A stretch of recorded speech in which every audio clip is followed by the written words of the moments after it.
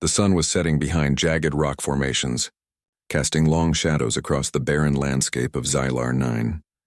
The air shimmered with heat, and a cold wind swept through the deep canyons, carrying with it the faint but unmistakable sounds of creatures moving in the distance. Somewhere in the maze of stone, a small alien girl crouched, shivering, her violet skin almost glowing in the dim light. Her luminous eyes darted nervously from one shadow to another, and her tiny hands trembled as she hugged her knees close to her chest. She had been left here hours ago, abandoned by her own kind. The other aliens, members of a warrior species, had deemed her too weak to survive. Their cold eyes had shown no mercy. She had tried to follow them, to beg for mercy, but they had disappeared into the distance, leaving her alone among predators and monsters that prowled the canyons. The girl pressed her back against a rocky wall, hoping the shadows would hide her. Her ears twitched at every sound, the distant screech of winged beasts, the rattling of claws against stone, and the soft hum of the wind. Her stomach growled. She had not eaten since morning, and the wounds on her arms stung with every movement. She tried not to cry, but a tear slid down her cheek anyway. "Please, someone," she whispered, her voice barely audible. Far above the canyons, a human scout named Jackson adjusted the strap of his pack and paused at the edge of a cliff.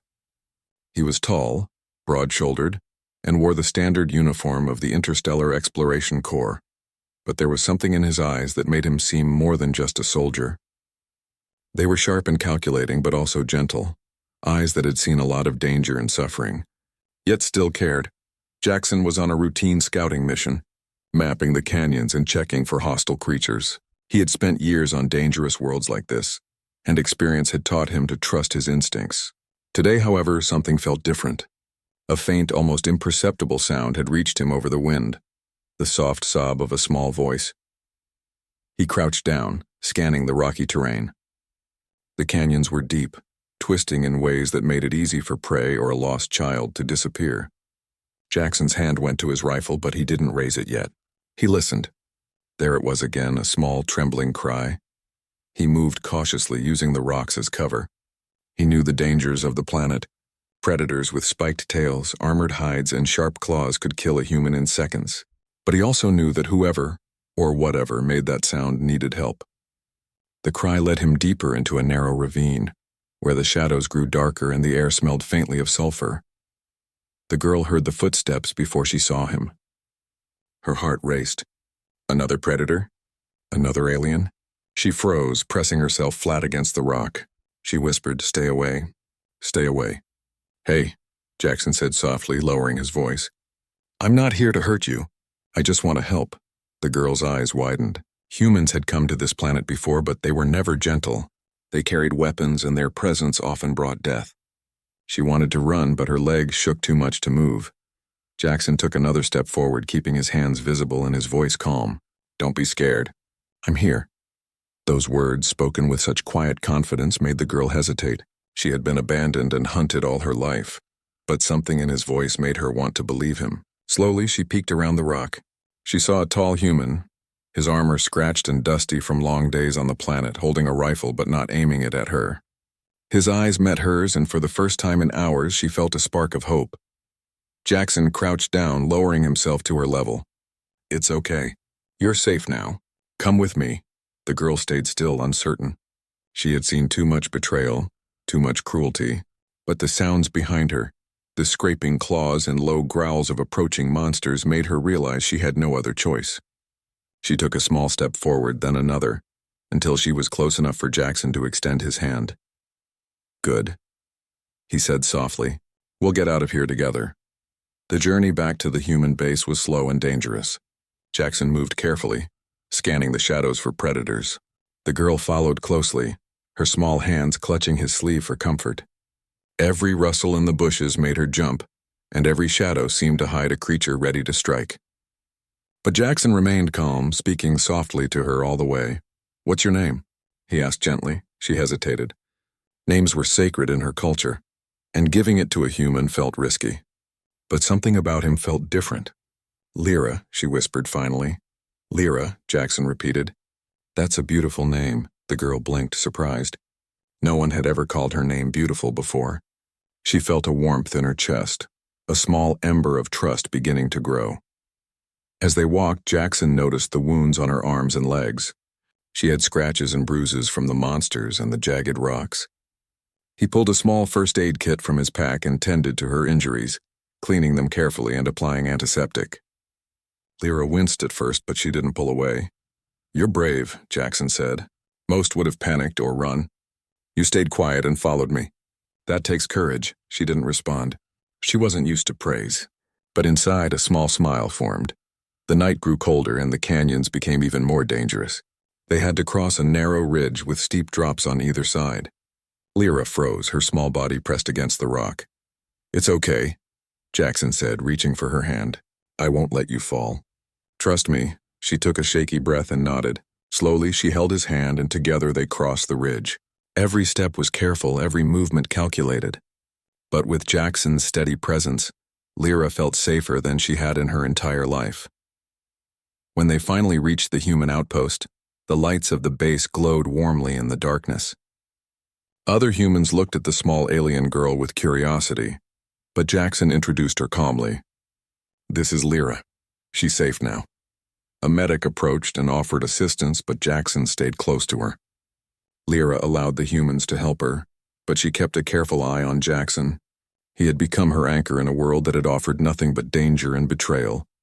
Days passed, and Lyra began to learn more about humans. She watched Jackson work, observing how he moved, how he spoke to others, and how he protected those under his care. Slowly, she began to mimic his movements, learning skills that might one day help her survive on this harsh planet. Jackson, in turn, learned about her abilities.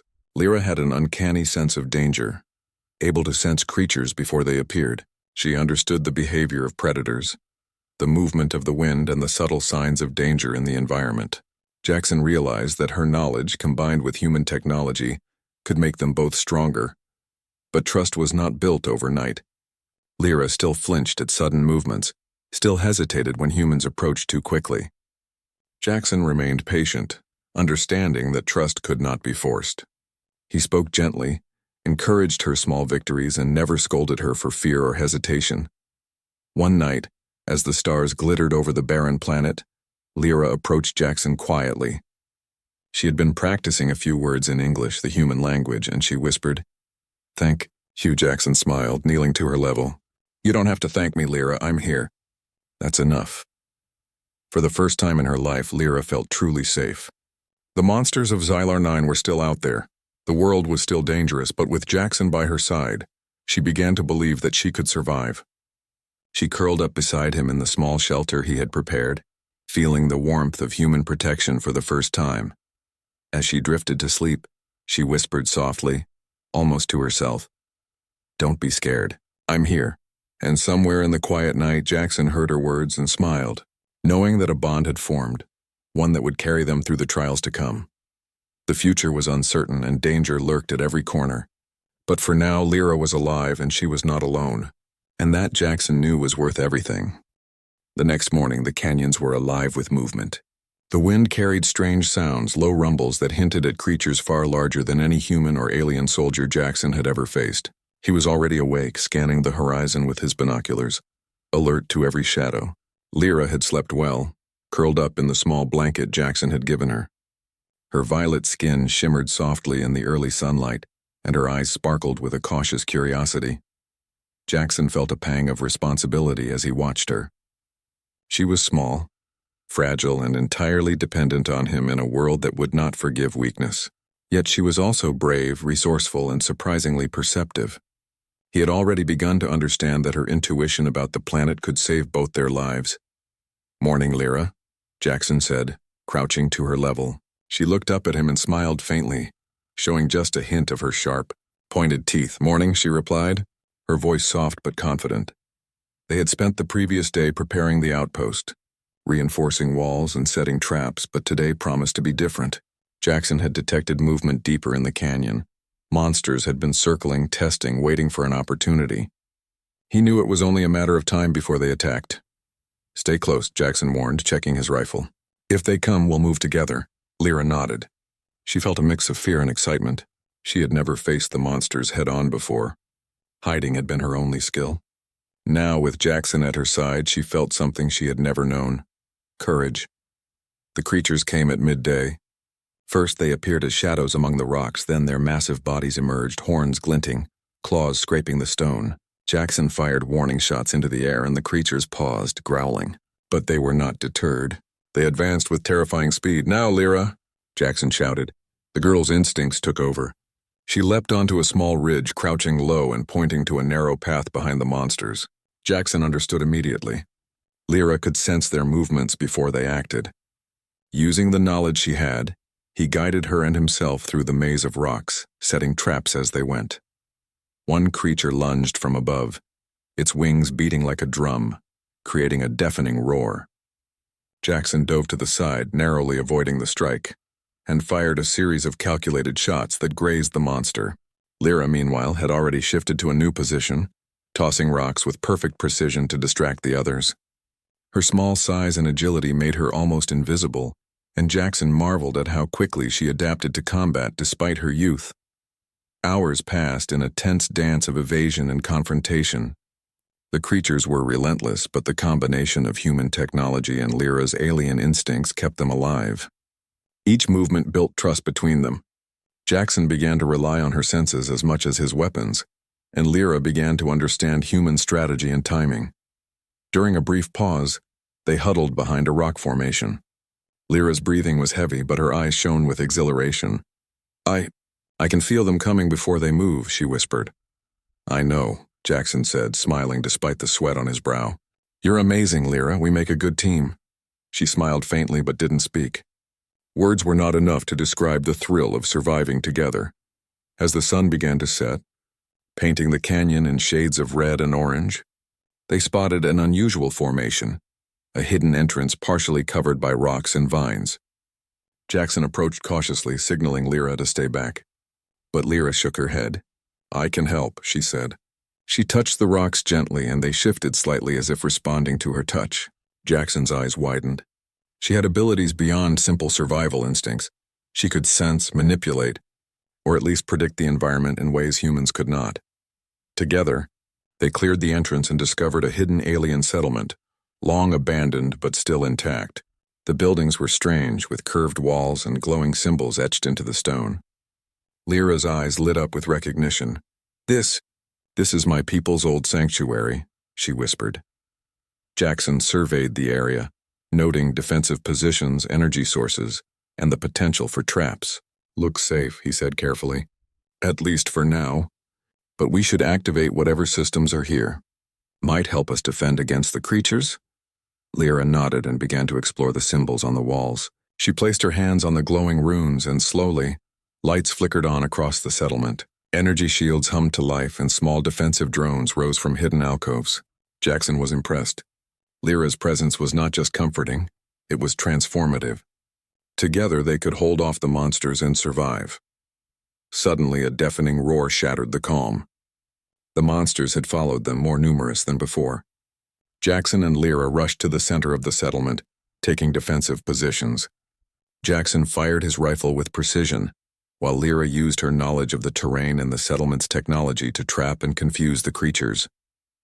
One massive creature, larger than the others, charged directly at them. Lyra pointed to a concealed pit and guided it toward it. Jackson fired at the creature's legs, causing it to stumble into the trap. The pit closed automatically, designed by the alien technology, and the monster roared in frustration. Hours of battle passed, and by nightfall, the creatures had been driven away, or at least neutralized. Jackson and Lyra were exhausted but triumphant. The settlement was safe, and for the first time, Lyra could feel that she truly belonged somewhere. Sitting on the steps of one of the glowing buildings, Lyra leaned against Jackson. "Thank you," she whispered. Jackson smiled, ruffling her hair gently. "You don't have to thank me. You helped too. We did this together." She looked up at him, her eyes shining with gratitude and something deeper, a sense of trust and attachment. I never thought humans could be like this," she admitted softly. Jackson chuckled. "We're not all the same. Some of us care. Some of us fight to protect, not just to conquer." They spent the night in the sanctuary, restoring energy, tending to minor injuries and preparing for whatever might come next. Lyra explored the settlement. learning more about her heritage, while Jackson set up communications to alert his base that they were safe. Over time, the bond between human and alien grew stronger. Lyra began to speak more confidently in English, and Jackson learned words in her language. They shared stories of their lives, of loss, survival, and hope. Jackson learned of Lyra's past, the betrayal of her kind and the danger she had faced alone. Lyra learned of Jackson's battles, the comrades he had lost, and the reasons he continued to fight, not for glory but for life itself. One morning, as they watched the sun rise over the canyon, Lyra turned to Jackson. "I feel safe now," she said. "Because you are here." Jackson smiled, kneeling to meet her gaze. "And I'll always be here, Lyra. Don't ever forget that." For the first time in her life, Lyra believed him completely. She had been abandoned, hunted, and left to die, but she was no longer alone. Humans were not just conquerors or predators. Some could be protectors, friends, and even family. The sanctuary offered more than just safety, it offered a future. With Jackson by her side, Lyra began to plan not just for survival, but for reclaiming the lost knowledge of her people. They could explore the galaxy together, protect each other, and maybe even bring hope to others who had been abandoned or left behind. As the day ended, Lyra curled up next to Jackson again. She whispered softly, "Don't be scared. I'm here." Jackson's hand rested gently on her shoulder. "I know, Lyra, I know." The canyon outside remained dangerous, filled with unseen threats and predators. But inside the sanctuary, a bond had been forged stronger than fear, stronger than the monsters outside. Lyra was alive not just because Jackson had saved her, but because together, they had become more than just human and alien. They had become partners, friends, and perhaps the beginning of a new future for both their species. The stars shone above, glittering across the sky, and for the first time, Lyra looked at them not with fear but with wonder. Somewhere out there, across the endless reaches of the galaxy, new adventures awaited, and she would not face them alone. Jackson would be there always, and with that, the small alien girl, once abandoned and left to die, finally slept soundly, knowing that hope, trust, and friendship could survive even in the harshest worlds.